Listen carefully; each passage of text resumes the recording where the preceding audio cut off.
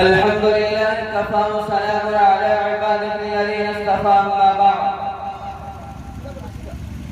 فقد قال الله تبارك وتعالى في القرآن المجيد والفرقان الحميد أعوذ بالله من الشيطان الرجيم بسم الله الرحمن الرحيم النكاح من سنتي أو كما قال عليه الصلاة والسلام. میرے مہمانان کرام اور اسٹیج پہ بیٹھے طالب علم اور ہمارے اساتذہ، السلام علیکم ورحمۃ اللہ وبرکاتہ. وعلیکم السلام ورحمۃ اللہ.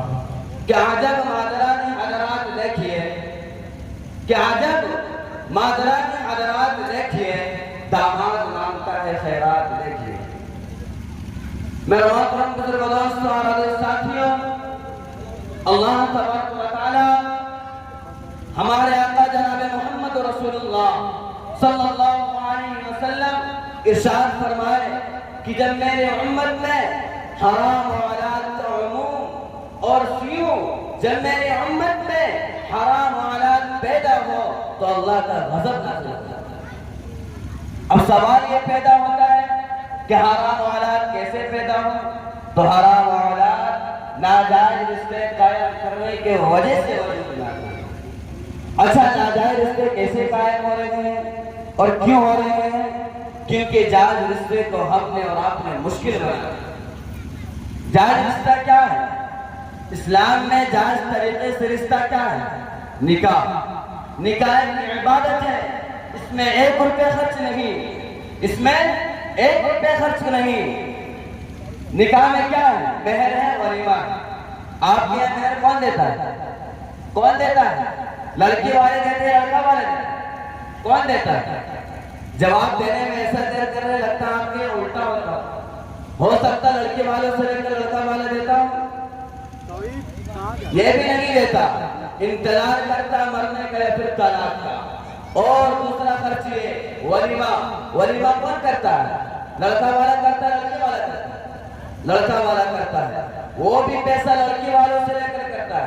اس حرام کے پیسے سے ولیمے کے مجلس کو سجاتا ہے، اس حرام کے پیسے سے لاکھوں روپے کے کھانے کو تیار کرتا ہے، ہر طرح کے کھانا کو تیار کرتا ہے اور اپنے نمائشیں کرتا ہے اور اپنے ستان لوگوں میں دکھاتا ہے. میں کہنا چاہتا ہوں آج کی ذمہ دار لوگوں سے، سماج کے بااثر لوگوں سے، ایسے لوگوں کا سوشل بائیکاٹ کیجئے جو تلک لیتا ہے، جو جہیز لیتا ہے. بالکل ایسے لوگوں کا سوشل بائیکاٹ کیجئے اور نکاح فی المساجد کا رواج ڈالیے، نکاح مسجدوں میں کیجئے، نکاح سنت کے مطابق کیجئے. ورنہ ہے میرے نوجوانوں، آپ انٹرنیٹ میں دیکھتے ہیں، اب اخبار میں پڑھتے ہیں، آپ موبائلوں میں دیکھتے ہیں کہ آج ہمارے مسلمان قوم کی بچیاں ابتداء کی دہانے تک پہنچ چکی ہے، مرتد ہوتی چلی جا رہی ہے. ایک نہیں بلکہ سینکڑوں سے واقعات ہے کہ ہمارے مسلمان قوم کی بچیاں ابتداء کی دہانے تک پہنچ چکی ہے، مرتد ہوتی چلی جا رہی ہے. اے میرے نوجوانوں، کبھی آپ نے غور کیا کہ کیوں ہمارے مسلمان قوم کی بچیاں اپنے ایمان کی سودا کرنے پر مجبور ہو گیا، اپنے آپ کو ایمان سے تبدیل کرنے پر مجبور ہو گیا اور ابتداء کی دہانے تک پہنچ چکے ہیں؟ جہاں آپ ان کی وجوہات کو تلاش کریں گے تو جہاں ان کی بہت سی وجوہات ہے، اس میں سے ایک وجہ یہ کہ ہم نے نکاح کو مشکل بنا دیا. ہم نے نکاح کو مشکل بنا دیا. جب نکاح مشکل ہوگا تو وہ غریب باپ، وہ بوڑھا باپ، وہ رکشہ چالک باپ جس کا عمر 70 سال ہو چکا ہے، پھر بھی اس کے گھر میں 4 جوان بیٹھیا ہے اور اس باپ کے اندر پہلے جیسا صلاحیت نہیں، اس باپ کے ہاتھوں کے اندر، اس باپ کے ہتھیلی کے اندر پہلے جیسا طاقت نہیں، جوانی جیسی طاقت نہیں، لیکن پھر بھی وہ باپ صبح اٹھ کر کے بازاروں میں جاتا ہے، منڈیوں میں جاتا ہے اور آوازیں لگاتا ہے کہ کوئی ہے مجھ سے مزدوری کروانے والا، مجھ سے مزدوری کروا لو، مجھے 20 روپے کم دینا، مجھے 50 روپے کم دینا، لیکن مجھ سے بھی بوجھ اٹھوا لو، مجھ سے بھی مزدوری کروا لو. لیکن وہ باپ صبح سے لے کر کے شام تک چیختے رہتا ہے. نوجوان لوگ آتے ہیں اور نوجوان مزدور کو پکڑ کے لے جاتے ہیں اور اس بوڑھے باپ کو وہیں چھوڑ جاتے ہیں اور وہ بوڑھا باپ صبح سے لے کر کے شام تک چیختے رہتا ہے. لیکن لیکن اسے کوئی کام نہیں ملتا. جب شام کے وقت اپنے گھر خالی ہاتھ واپس لوٹ جاتا ہے, اس کے گھر میں 4 جوان بیٹیاں ہیں. وہ بیٹی اپنے باپ کو خالی ہاتھ آتے واپس دیکھ لیتی ہے. وہ سمجھ جاتی ہے کہ آج بھی میرے باپ کو کوئی کام نہیں ملا, اس لیے 1 کلو آٹا تک کے لے کر نہیں آیا.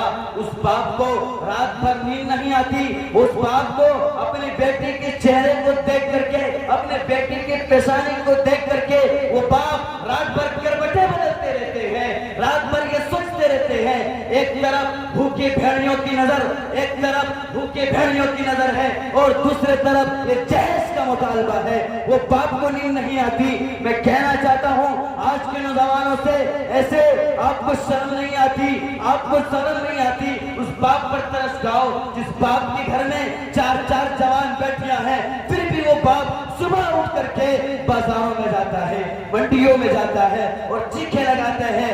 آج ہمارے قوم کے جہیز لینے کی وجہ سے, ڈیمانڈ لینے کی وجہ سے, مانگیں کرنے کی وجہ سے کتنی آصفہ جیسی بچیاں سمندروں میں کود جاتی ہے, اپنے جان کا نذرانہ پیش کر دیتی ہے, اپنے اوپر پٹرول چھڑک لیتی ہے, اپنے گلے میں پھانسی کے پھندا لگا کر کے اپنے جان پہ خودکشی کرنے پہ مجبور ہو جاتی ہے.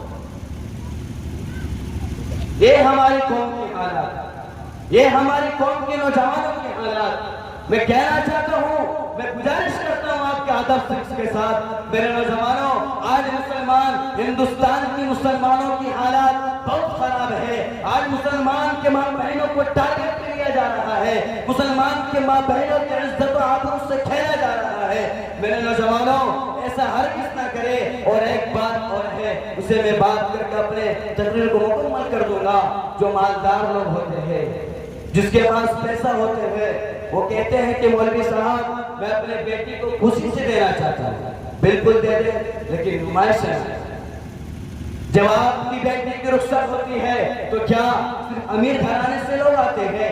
صرف امیر کی بیٹیاں آپ کے بیٹے کی رخصتی کے دیکھنے کے لیے آتے ہیں؟ نہیں, بالکل نہیں. جہاں امیر گھرانے کی بیٹی آتی ہے وہیں پر وہ رکشہ چالک کی بھی بیٹی آتی ہے, وہ کھیت میں کام کرنے والے کسان باپ کی بیٹی آتی ہے, وہ مزدور باپ کی بیٹی آتی ہے. اور جب آپ کی بیٹی کی سامان جہیز کو دیکھتی ہے تو دل میں آہیں بھرتی ہے, آنکھوں کے آنسو اندر وہ جذب کر لیتی ہے, اور اس کے دل کے اندر ایک سوال پیدا ہوتا ہے, ایک کیفیت پیدا ہوتی ہے کہ کاش میرے باپ کے اندر بھی یہ صلاحیت رہتی, کہ کاش میرے باپ بھی مالدار رہتا, کاش میرے باپ کے اندر بھی یہ طاقت رہتی تو میرے ہاتھ میں بھی مہندی لگتی. لیکن میرے باپ کے اندر یہ طاقت نہیں ہے, میرے باپ کے اندر یہ صلاحیت نہیں ہے, میرے باپ کے اندر اتنا مان نہیں ہے جو ہمارے اندر میرے ہاتھوں میں مہندی لگ سکے.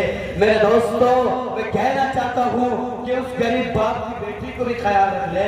لیکن آج کے شادیوں میں دیکھتا ہوں کہ دوسرے سے ٹکر کرنے میں, مقابلہ کرنے میں لاکھوں کروڑوں روپے خرچ کر دیتے ہیں, لیکن جو غریب باپ کی بیٹی جو مسجدوں میں بھٹکتے ہیں, گھر کے دروازوں میں جا کے دستک دیتے ہیں, آپ سے مطالبہ کرتے ہیں, کبھی وہ گاؤں جاتے ہیں, کبھی وہاں کے ٹوکرے کھاتے ہیں, کبھی کن کی باتیں سنتے ہیں, اور پیسے کو جمع کر کے چندہ کر کے اپنے بیٹی کے سامان جہیز کا انتظام کرتے ہیں. اے میرے آج کے مالدار لوگوں, آپ سے ایک ادب ہے, ایک گزارش ہے ہمیں, اس ناچیز کی ایک گزارش کو آپ سن لیں اور اس پر عمل کر لیں کہ آپ کے اندر اگر اللہ تبارک و تعالیٰ نے صلاحیت دی ہے, آپ کے اندر اللہ تبارک و تعالیٰ نے پیسہ دیا ہے, مالدار بنایا ہے, تو جہاں آپ کروڑوں روپیہ, لاکھوں روپے خرچ کر رہے ہیں, وہاں آپ کم پیسے خرچ کر کے ایک غریب بیٹی کی شادی کر دے, ایک مزدور باپ کی بیٹی کی شادی کر دے, ایک لاچار باپ کی بیٹی کی شادی کر دے, تو قسم خدا کر میں کہتا ہوں آپ کا آخرت بھی بن جائے گا اور آپ کا دنیا بھی بن جائے گا.